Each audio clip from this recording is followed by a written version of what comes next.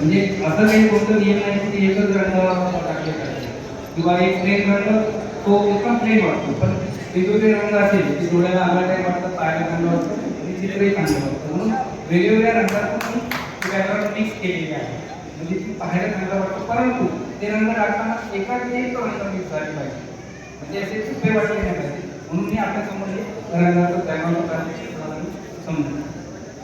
आणि ज्या वेळेला तुम्ही सफेद रांगोळी असते त्यावेळेला रंग कमी करता यावेळेला ते डायरेक्ट रांगोळी करत डायरेक्ट काळ रांगोळी घेऊन ते रंग मिक्स करायचे आणि नंतर गाडीने ते गाळून घ्यायचे. जाड रांगोळी काय आहे, कारण आपले जे रंग एकदम चांगले घालतात आणि जाड होतात. जेवढी तुम्ही रांगोळीचे रंग घालतात तेवढी तुमची रांगोळी चांगली स्मूथ पडते आणि हातातून चांगली सुटते. म्हणून ती काळजी घ्यायची.